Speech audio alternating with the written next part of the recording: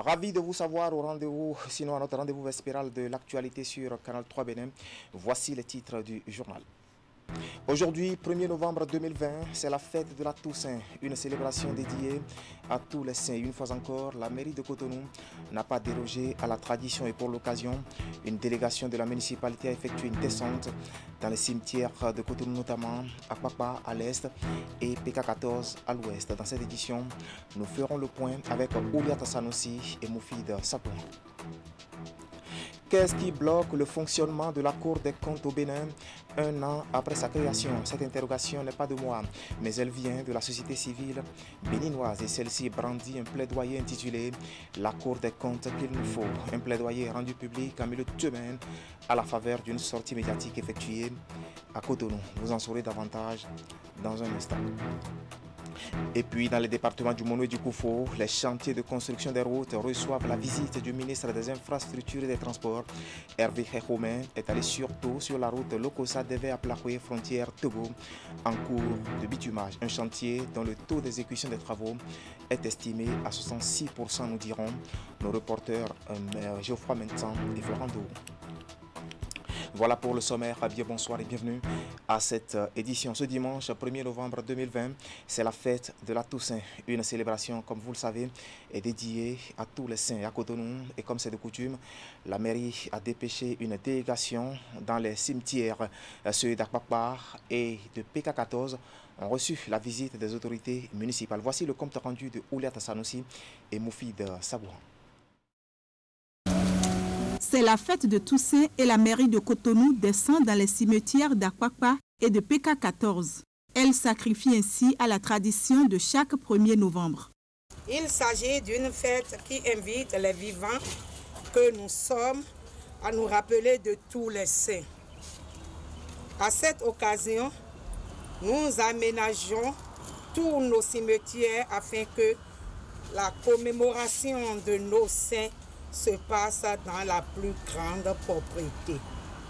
Mais au-delà de sacrifier la tradition, nous avons deux défis. L'exécutif en place actuellement doit relever deux défis majeurs, c'est-à-dire courant à partir de 2021, c'est de faire en sorte de ne plus attendre la veille du Toussaint pour venir entretenir nos cimetières. Nous devons avoir des périodicités pour le faire et je peux vous dire que ce chantier est déjà enclenché afin que nos cimetières soient entretenus de façon périodique et non à la veille de Toussaint.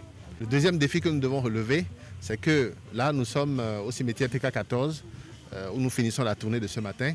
Mais je peux vous dire que dans ce cimetière, nous avons 1600 tombes à réfectionner. Voilà le deuxième défi que nous devons enclencher pour que nos morts puissent être entretenus, les tombes puissent être entretenues et la mairie jouera toute sa partition à partir de maintenant. La Toussaint se célèbre la veille de la fête des défunts prévue pour ce lundi 2 novembre. Mais l'occasion est saisie pour déjà penser aux morts et prier pour eux. À chacun et à tous, je souhaite en mon nom propre et au nom du maire, M. Luc Setonji Atroko, une très bonne fête pour les saints et une bonne fête des morts pour le compte de demain, lundi 2 novembre 2020. L'exécutif prend l'engagement de mieux entretenir les cimetières et de ne pas attendre la veille de Toussaint pour le faire. Je pense que c'est l'élément majeur à retenir. Un engagement de la mairie de Cotonou qui permettra aux cimetières sous tutelle d'être désormais dans un état de propreté irréprochable. Voilà, rendez-vous demain donc pour célébrer nos morts. Qu'est-ce qui bloque le fonctionnement de la Cour des comptes au Bénin un an après sa création? En tout cas, la société civile béninoise s'interroge. Du coup, les organisations qui forment cette plateforme brandissent un plaidoyer. Son intitulé « La Cour des comptes qu'il nous faut ». Un plaidoyer rendu public en milieu de semaine à la faveur d'une sortie médiatique effectuée à Cotonou. On va faire le point ici avec Wahab Alipara. Un an déjà que la Cour des comptes a été instituée au Bénin avec un espoir populaire de voir les finances publiques suffisamment assainies. Mais depuis sa création, l'institution ne semble pas bénéficier du même intérêt, encore moins de la même célérité dont ont bénéficié d'autres tests législatifs, d'où l'inquiétude des organisations de la société civile. que les intérêts des politiques ayant été satisfaits par la révision de la Constitution et les autres lois à caractère politique qui ont suivi le dialogue politique de 2019, ceux relatifs au contrôle de la gestion des ressources librement consentis par le contribuable béninois sont relégués au second plan des réformes. Cette sortie médiatique est mue par la volonté des organisations de la société civile béninoise de voir les finances publiques bien gérées. Nos organisations rappellent que l'installation et le fonctionnement de la Cour des comptes restent un gage de crédibilité de la gouvernance de l'État qui doit se soumettre à la reddition de comptes et à un audit indépendant conforme aux normes afin de mieux informer le citoyen sur l'utilisation des deniers publics. Derrière leurs inquiétudes, ces hommes et femmes ont pondu un plaidoyer autour de 8 points qui vont de la nomination du président de la Cour des comptes par le chef de l'État à la prise des décrets portant reversement des membres de l'actuelle Chambre des comptes dans la nouvelle fonction à la Cour des comptes, en passant par la mise en place des outils de gouvernance interne à la Cour des comptes. Nos organisations exhortent le chef de l'État à poursuivre la manifestation de sa volonté politique contre la malgouvernance en rendant fonctionnelle au Bénin une Cour des comptes conforme aux normes internationales avant la fin de son mandat. La Cour des comptes a été créée à la faveur de la révision de la Constitution du 11 décembre 1990 et répond aux exigences communautaires datant de 1994 dans l'espace UEMOA. Elle reste une institution supérieure de contrôle des finances publiques appelée à renforcer la lutte contre la corruption au Bénin. Nous allons prendre maintenant la direction de la Cour d'appel d'Abomey où 30 auditeurs de justice ont prêté serment en début de ce week-end et devant amis, personnalités du corps judiciaire et parents. Ces nouveaux magistrats ont promis exercer le métier dans les règles de l'art. La cérémonie solennelle qui consacre l'entrée en fonction de ces jeunes magistrats a été présidée par Jacques Onsou, président de la Cour d'appel d'Abomey. Plus de précisions avec Imet Elena Moussou. Sur honneur, ils ont juré servir la justice et les justiciables. Leurs actes, ont-ils promis, seront guidés par les règles de la corporation et la déontologie du métier. Par cette cérémonie de prestation de serment tenue à Abomey, ces 30 magistrats entrent officiellement en fonction. Leur effectif vient renforcer le personnel judiciaire et contribuera à rendre davantage accessible la justice aux citoyens. Prenant la mesure de cette exigence, les gouvernements successifs ont depuis 1998 procédé au recrutement pour la première fois. L'effectif a été porté à 77 au concours des auditeurs de justice organisé en 2017. Ce sont ces auditeurs de justice, aujourd'hui au nombre de 76, qui prêtent serment à l'instant et de façon simultanée dans les 3 cours d'appel du Bénin, dont 30 pour la seule cour d'appel d'Abomey. Fondamental, la cérémonie du jour oblige les nouveaux fonctionnaires à exercer le métier avec dignité, humilité, probité, intégrité et impartialité. Durant leur carrière, ont conseillé plusieurs autorités du corps judiciaire. Ces magistrats devront éviter les tentations, compromissions, les vices de la société et observer le devoir de réserve. Des conseils qui aideront chacun de ces hommes et femmes à accomplir convenablement sa mission. La vie des gens n'est pas un dossier. La vie des personnes est une réalité. À l'audience, ne jugez donc pas de simples dossiers. N'oubliez pas que derrière chacune de ces personnes que vous jugerez, il y a un homme ou une femme, une famille tout entière, mais aussi tout le fruit du travail abattu par ces personnes. L'impartialité, c'est l'âme du juge. Mesdames et messieurs les récipiendaires, si restant dans les limites de ses pouvoirs et de ses compétences, mais ne cédant à rien et sur rien de celui qui lui est nécessaire pour remplir sa mission, le juge a la faculté d'écouter et de comprendre le courage de décider sans aucune pression directe ou indirecte, alors ce même juge pourra retrouver et conserver toute la confiance de ses concitoyens et celle qui se doit à lui-même. C'est votre mission désormais. Nous vous exhortons à la remplir, quoi qu'il vous coûte. Admis à un concours national, ces auditeurs de justice ont suivi une formation rigoureuse et conséquente à l'École nationale de magistrature. Après le décret du 30 septembre 2020 qui les intègre dans le Code des magistrats du Bénin et cette cérémonie de prestation de serment, les nouveaux venus iront exercer dans les divers tribunaux dans lesquels ils seront affectés. Ceux-ci sont du ressort de la Cour d'appel d'Abomey. Tout à fait, des magistrats appelés à rendre justice, faut-il encore vous le rappeler. Au-delà de nos frontières et sur ces images, place au dépouillement après 10 heures de vote en Côte d'Ivoire, une phase importante du processus électoral, et le chef de la mission d'observation électorale de la CEDEAO et le chef de la division assistance électorale de l'organisation et leur délégation ont suivi de bout en bout cette opération dans quelques centres de vote d'Abidjan. À ce niveau également, et selon les observateurs, tout s'est déroulé dans le calme et dans le respect des normes électorales recommandées bien sûr recommandées à cet effet, je voulais dire. Cette phase va aboutir à la compilation des résultats issus des urnes, puis leur publication par la Commission électorale nationale indépendante, des résultats qui, comme il faut le rappeler, seront confirmés par le Conseil constitutionnel.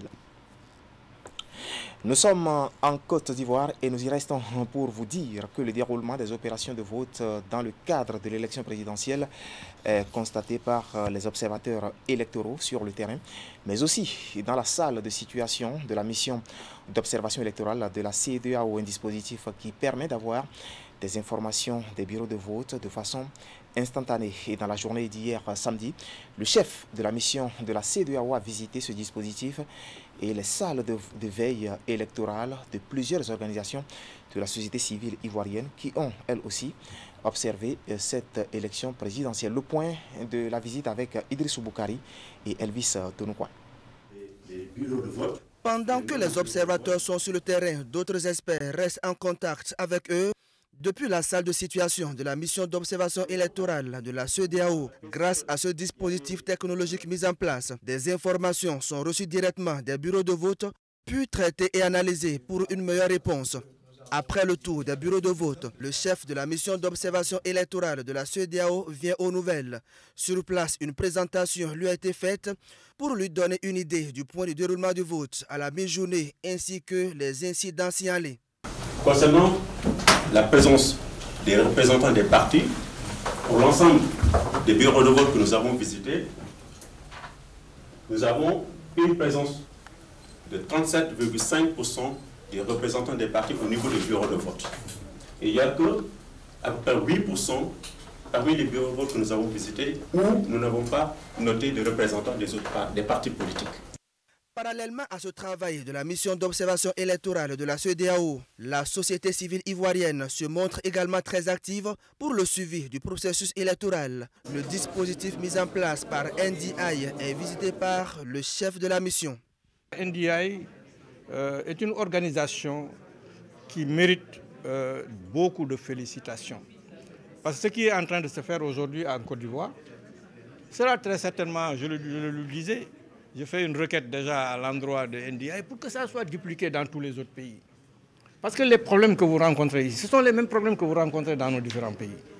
Et donc, s'il y a des problèmes ici que vous avez rencontrés et qui sont levés dans d'autres pays, cela signifie qu'à terme, on fera des élections libres, claires et transparentes sans qu'il y ait un problème. Et c'est votre génération qui va en bénéficier. Alors là, je voudrais vous féliciter et vous encourager. N'ayez pas peur de demain. Je sais que les jeunes Africains peuvent relever le défi du développement, le défi de la conscience citoyenne même, je dirais. La mission d'observation électorale de la CEDEAO s'est également rendue au siège du Conseil national des droits de l'homme qui a aussi déployé ses équipes sur le terrain, puis au quartier général de Wanep, Côte d'Ivoire, qui suit les opérations de vote depuis sa salle de veille électorale avec un système d'alerte précoce. Le commissaire aux affaires politiques, paix et sécurité de la CEDEAO salue les efforts de cette organisation de la société civile.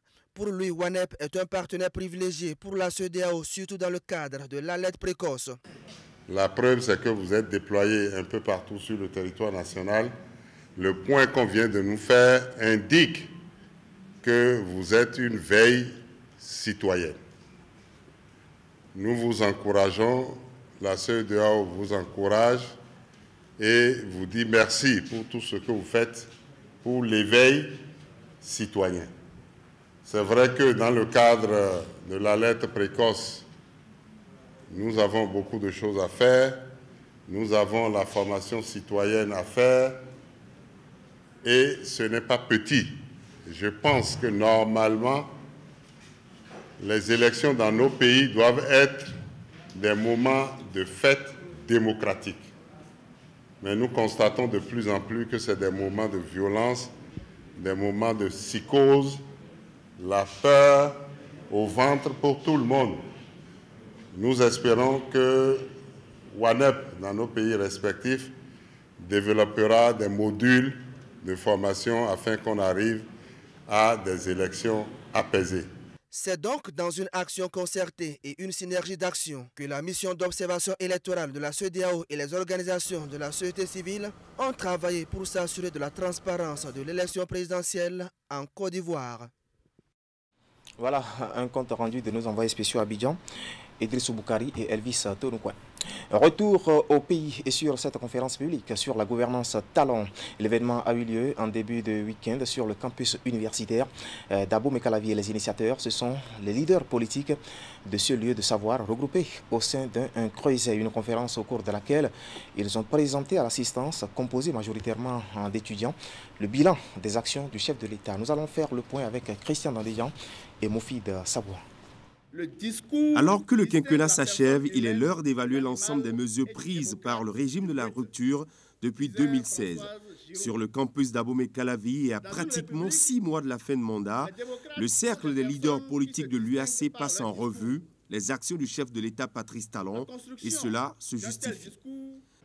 Il y a près de 5 ans, le cercle des leaders politiques de l'UAC avait reçu dans ce même amphi Idriss Déby Itno, le candidat qui aujourd'hui est le président de tous les Béninois.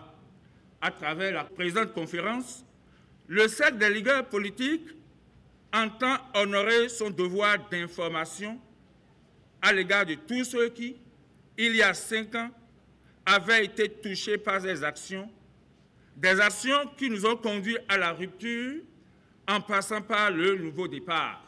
C'est une sorte d'évaluation du quinquennat de réforme pour en apprécier les résultats. Depuis 2016, le régime Talon s'est engagé dans la transformation du Bénin à travers la conception et la mise en œuvre de son programme d'action. Au niveau du cercle des leaders politiques de l'UAC, chaque secteur de réforme a fait l'objet d'études. Il est important que nous sachions d'où on est parti. Lorsque le président a pris le pouvoir, quelle a été son approche? On parle aujourd'hui du programme d'action du gouvernement. C'est le cadre référentiel qui a été élaboré pour 60 mois d'action. Et donc, à quelques 55 mois ou 50 mois, on peut déjà apprécier ce qui est fait avant de développer les progrès. Le cercle des leaders politiques de l'UAC s'est inscrit dans une démarche méthodologique et scientifique pour apprécier la gouvernance.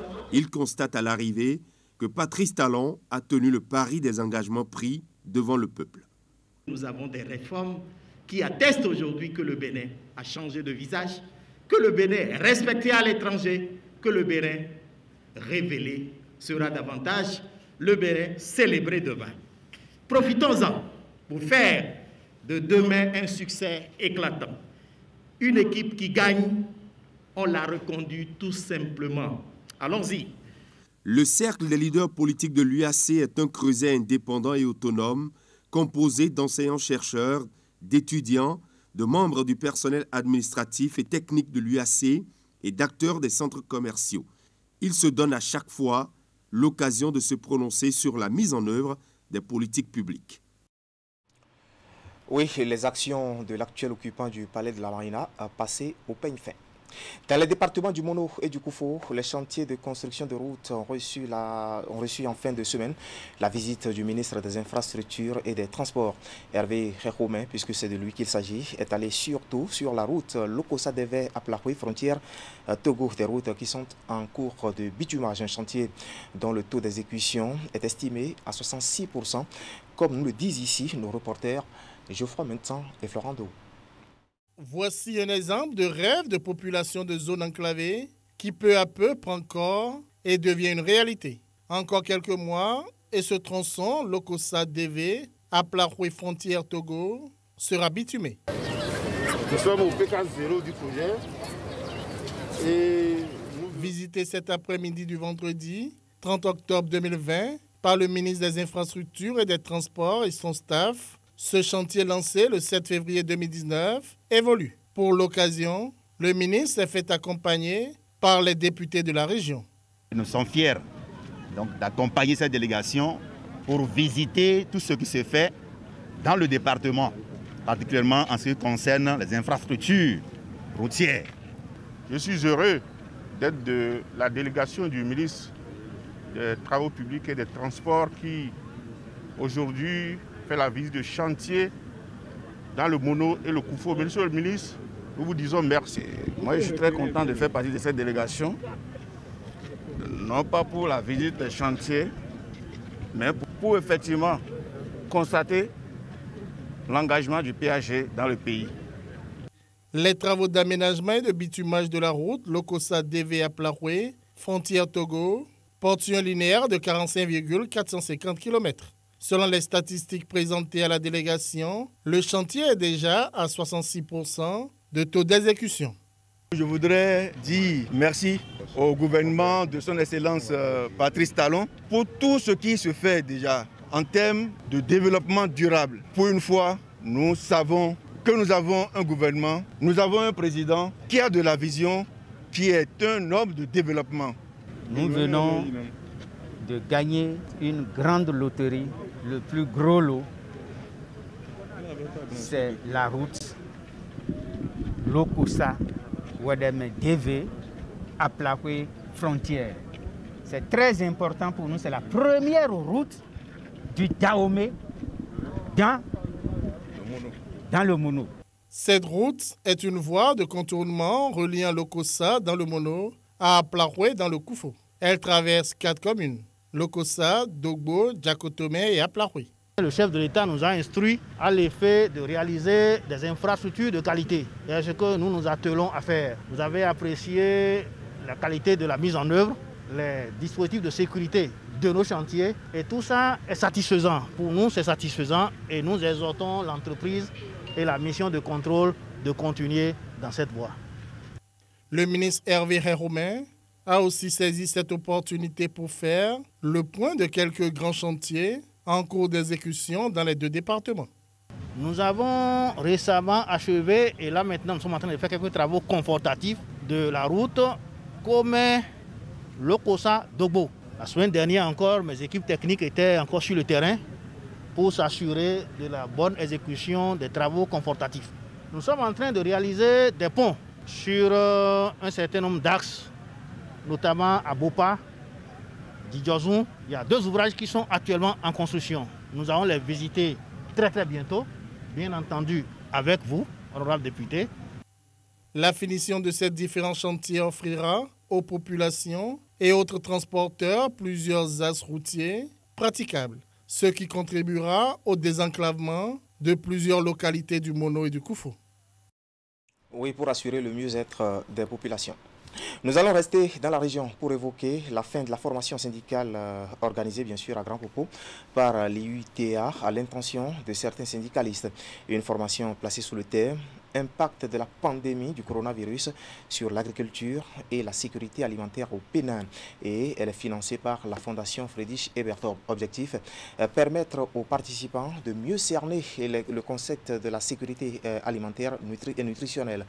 Le point de la cérémonie de clôture avec Geoffroy Mentan que nous allons retrouver ici.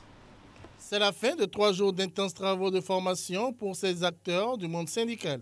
Réunis ici à Grand Popo, plus précisément à l'hôtel Bel Azur, ils viennent de subir un renforcement de capacité sur l'impact de la pandémie du coronavirus sur l'agriculture et la sécurité alimentaire. Je crois que les 3 jours que nous avons passés ici nous ont permis d'avoir une nouvelle vision, je dirais une vision multidimensionnelle de ce que c'est que la sécurité alimentaire, des efforts que nous pouvons faire, des progrès que nous pourrions améliorer à notre niveau, et surtout comment utiliser les produits locaux pour améliorer notre capacité d'alimentation, agir sur notre santé, etc.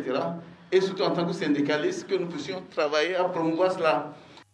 Cette formation est organisée par le Comité national des syndicats du Bénin affiliés à l'Union internationale des travailleurs de l'alimentation, de l'agriculture, de l'hôtellerie-restauration, du tabac, du carine et des branches connexes, IUTA, à travers le projet CO. Le droit à l'alimentation, la sécurité alimentaire et nutritionnelle, ainsi que les réformes en cours dans le secteur au Bénin, ont été les grands axes de cette rencontre. Ces 3 jours que nous avons fait ici à Grand Popo nous a permis de comprendre, de connaître beaucoup de choses sur l'insécurité alimentaire que nous vivons dans le pays. Ça nous a permis de savoir que le Bénin regorge beaucoup de potentialités en matière de production de vivriers, mais malheureusement la couche vulnérable n'a pas totalement accès à cette production, puisque nous continuons encore d'importer du riz, alors qu'on nous a démontré pendant ces 3 jours que le Bénin produit aujourd'hui 600 000 tonnes de riz local. Les thèmes ont été bien développés, surtout par rapport à l'alimentation et à la nutrition de l'enfant de 0 à 5 ans. Parce que on ne savait pas qu'un enfant mal nourri peut avoir des neurones dans le futur. Ça commence déjà depuis le ventre de la maman. Une femme enceinte qui ne mange pas bien, une femme enceinte qui prépare et n'arrive pas à manger, ça peut porter des neurones à l'enfant qui est dans son ventre. Le CONAZIB IUTA, dans l'organisation de cet atelier, a bénéficié du soutien technique et financier de la Fondation Friedrich Herbert. La rencontre s'est achevée sur des recommandations et la mise en place d'un comité de veille. Et donc je me pose la question, où sont les intérêts des gouvernants? Est-ce que les intérêts, c'est de promouvoir la production agricole, de vivres, ou est-ce que c'est plutôt de pouvoir importer le riz et de prendre les taxes et les impôts sur ces importations? Je crois que ça, c'est une question qu'il faut aborder aussi au niveau d'un syndicat. Une autre question. Il ne suffit pas d'avoir des belles chiffres de l'exportation de coton ou peut-être aussi des noix d'acajou si ces produits ne sont pas transformés. Chaque participant retourne chez lui et sur son lieu de travail plus aguerri et avec beaucoup de détermination pour une meilleure sécurité alimentaire et nutritionnelle au Bénin. Ainsi va l'actualité ce soir sur Canal 3 Bénin. Toute l'équipe technique et celle de la rédaction qui m'accompagne vous remercie de nous avoir suivis. Restez en compagnie de nos programmes. Juste après le générique de fin de ce journal, je vous retrouve pour la revue de presse hebdomadaire. À très vite donc.